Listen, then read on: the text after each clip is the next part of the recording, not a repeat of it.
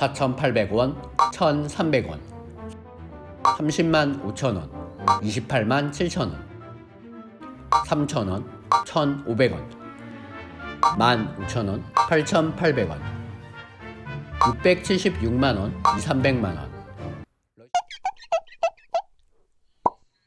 러시아, 우크라이나 전쟁으로 인한 유류값과 원자재값 상승으로 태국 물가가 급격히 오르고 있습니다. 지난 8월 인플레이션 지수인 CPI가 2008년 이후 14년 만에 7.8%로 최고 상승률을 기록했습니다. 한국의 CPI 5.7%에 비해서도 큰 상승이라고 볼 수 있는데요. 그래서 어쩌면 우리가 생각하는 가성비 좋은 여행지, 물가 싼 태국은 더 이상 아닐 수도 있습니다. 태국은 전 세계적으로도 빈부격차가 매우 심한 나라입니다. 1인당 GDP는 7,630달러로 전 세계 80위이지만 태국 왕실 추정 자산은 약 46조 원으로 전 세계 왕실 중에서도 상위권에 속해 있습니다. 태국 재계 시총 순위 3위 시암시멘트 SCG와 태국에서 네 번째로 큰 은행인 SCB 은행의 대주주가 태국 왕실입니다. 한국으로 보면 시총 순위 3위 SK하이닉스와 은행 자산 순위 4위 우리은행이 왕실의 소유가 된다고 할 수 있습니다. 그리고 단 500명이 태국 전체 상장 회사 주식의 36%를 소유하고 있습니다. 또한 재산 상위 20%가 전체부의 3분의 2 이상을 차지하고 있습니다. 불평등을 알아볼 수 있는 지니계수에 의하면 태국은 90.2로 동남아시아 국가 중 1위, 전 세계 3위를 기록하고 있는데요. 이렇게 수치상으로도 태국의 빈부격차가 엄청나다고 볼 수 있습니다. 이런 빈부격차는 태국의 발전을 저해하는 요소 중 하나입니다. 우리가 방콕을 여행하게 되면 주로 수쿰빗, 시암 등 삐까번쩍한 도심을 가지만 조금만 골목을 벗어나면 구조물이 흐르는 빈곤한 마을을 쉽게 찾아볼 수 있습니다. 이런 빈부의 격차는 당연히 물가의 이중 레이어를 형성하고 있는데요. 진짜 로컬들이 소비하는 로컬 물가와 외국인과 상류층이 소비하는 물가로 나누어져 있습니다. 그래서 로컬식으로 소비하게 되면 정말 저렴하게 소비할 수 있고 사치를 부리면 서울보다 훨씬 비싼 물가가 형성되어 있습니다. 그럼 실제로 방콕에서 한 달 살기를 했을 때 어느 정도 예산이 필요할까요? 월세의 경우에는 방콕에는 콘도라는 형태의 주거가 일반적입니다. 한국의 아파트보다는 단지수가 적고 오피스텔 같은 느낌입니다. 원룸 형태와 투베르 형태가 가장 많고 콘도 내부에 편의점, 수영장, 헬스장 등을 기본적으로 갖추고 있습니다.